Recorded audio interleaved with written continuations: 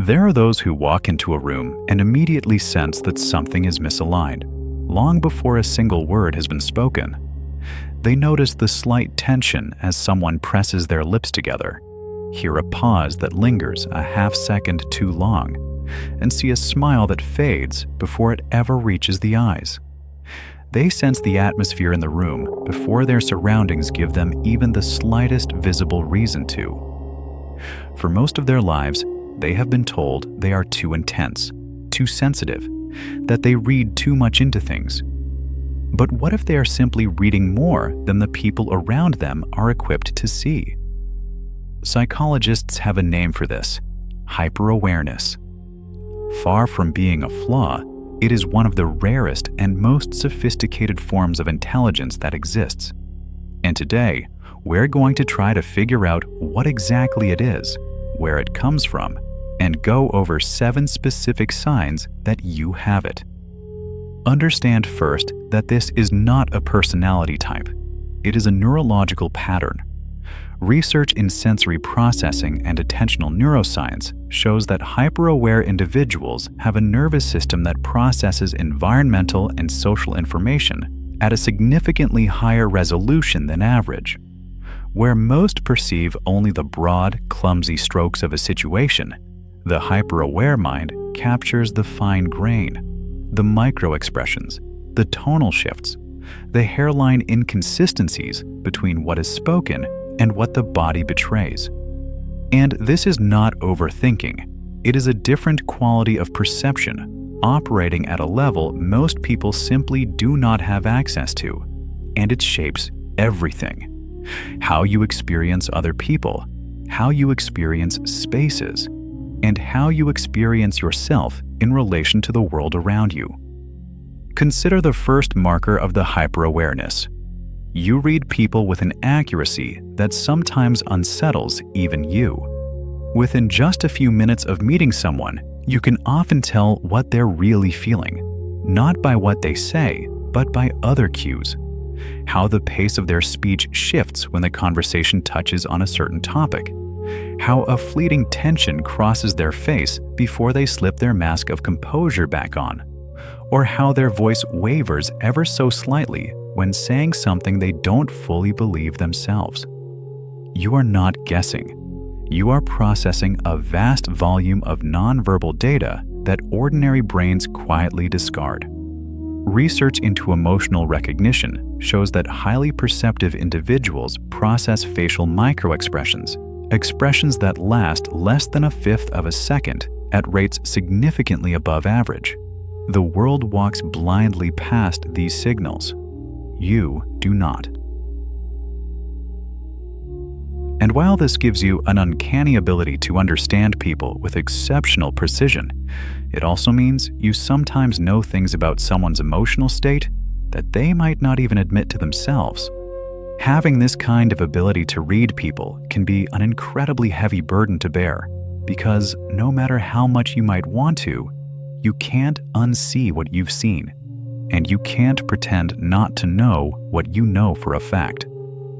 There's something about this ability that makes you lonelier than everyone else, because when you know how someone is feeling before they even tell you, you're faced with a choice that most people never have to make. Do you acknowledge what you have perceived, or do you pretend you did not notice? Most hyperaware people learn over time to protect the other person's sense of privacy, to avoid the awkward conversation that comes from knowing too much. But that pretending has a cost of its own. The second marker reveals itself the very moment you walk up to a group of people and sense their emotional vibe enveloping them, before anyone even says a word to you. Before any obvious event has occurred, you feel it. The residue of a conversation that ended just before you arrived. The tension between two people who are pretending everything is fine. The collective unease of a group anxious about something nobody is naming out loud. Environmental psychologists refer to this phenomenon as social climate sensitivity, the ability to read the aggregate emotional state of a group as a single, coherent signal. For the average individual, This realization dawns slowly, usually requiring explicit conversation. For you, it descends within seconds. It is not a conscious choice. It happens as automatically as the skin registers light or cold. Your nervous system is perpetually sampling the emotional ether around you, reporting back whether you have asked for its counsel or not. Third, you notice inconsistencies that other people miss entirely. When someone's words don't align with their actions, you sense it before you can even put what you're feeling into words. When a story carries a detail that does not quite fit, your brain instantly flags it, often as a vague physical unease rather than a clear conscious thought. Something is off, though you cannot always say what.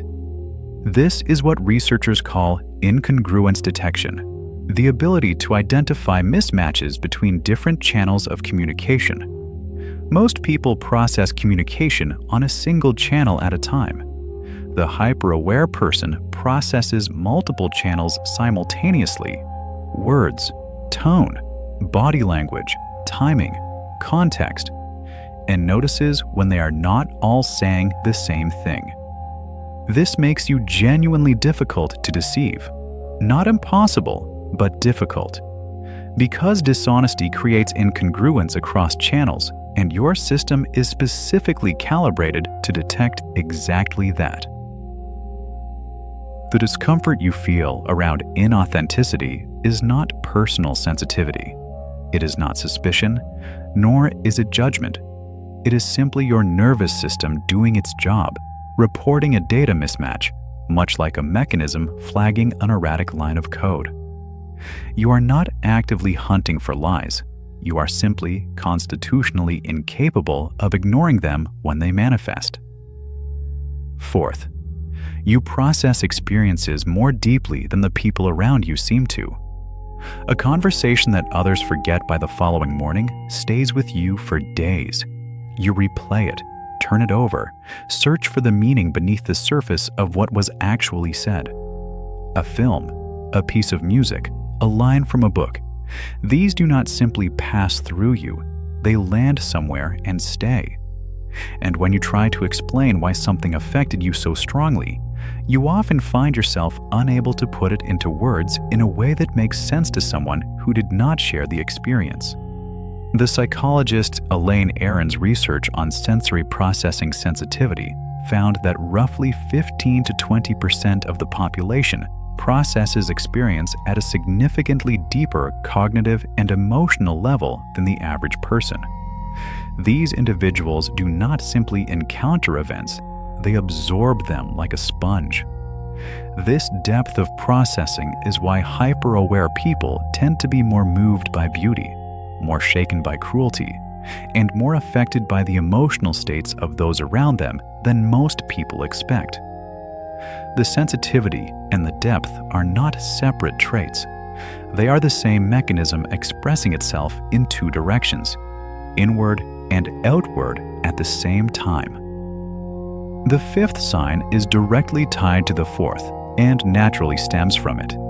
Your nervous system takes significantly longer to recover from intense social interactions than other people seem to need. A noisy, crowded environment packed with constant interaction doesn't just tire you out. It drains you to the point where you need extensive alone time just to recover. And people who do not experience this tend to misread it as antisocial behavior, low energy, or emotional fragility. But the real explanation is physiological. Research on sensory processing sensitivity consistently shows that highly perceptive individuals have elevated baseline nervous system activation. They are, in a literal, measurable sense, more switched on than the average person at all times.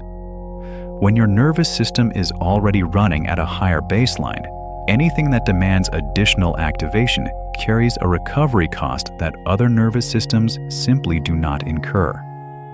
You are not being dramatic when you say you need time to decompress. What you're describing is the real metabolic cost of running the most sensitive perceptual system in a world that is relentlessly packed with all sorts of stimuli. The sixth marker is your strong and immediate reaction to injustice, dishonesty, or cruelty, even when it has absolutely nothing to do with you. When you witness someone being treated unfairly, your very body rebels against it. Even casual, low-stakes dishonesty registers as a genuine disruption that cannot simply be brushed aside. Neurologically, this heightened moral sensitivity makes perfect sense. A system designed to capture high-resolution data doesn't just limit itself to the social or emotional realm. It picks up the ethical frequency as well.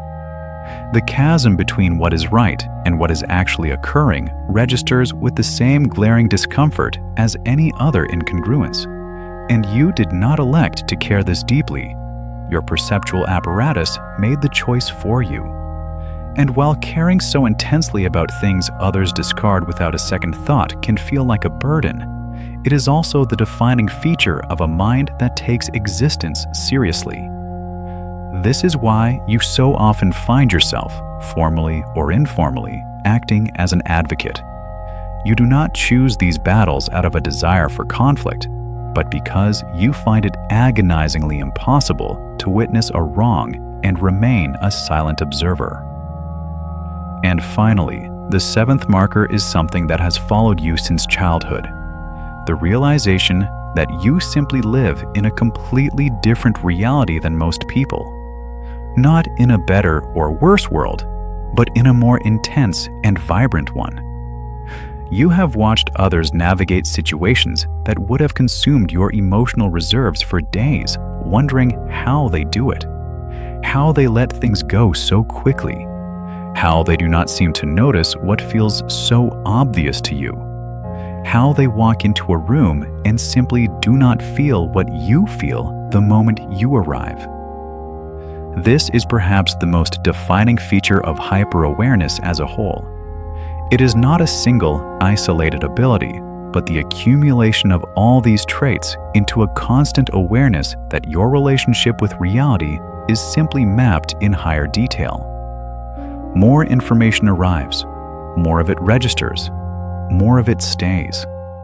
And while this grants you a richness of experience and a quality of connection that most will never know, it also brings a heavy weight. The burden of perceiving a high-resolution world when the majority is perfectly content with the standard, blurred view. And here is what I want you to take away from all of this. Hyper-awareness is not anxiety. It is not a disorder. It is not oversensitivity dressed up in psychological language. This is a unique perceptual architecture, rarer, more demanding, and more advanced, on a level that traditional measures of intelligence could never capture or fully appreciate. The things you have spent years being told are too much, the depth, the perceptiveness, the way you feel the world at a higher frequency than the people around you, those are not flaws waiting to be corrected. They are the operating system of a mind built to notice what most people miss. And that is no small thing. Reflect on these 7 patterns. Tell me in the comments below which of these signs mirrors your own internal reality. I genuinely wish to know. Subscribe to our channel if you have not already, and soon we shall explore the next threshold together.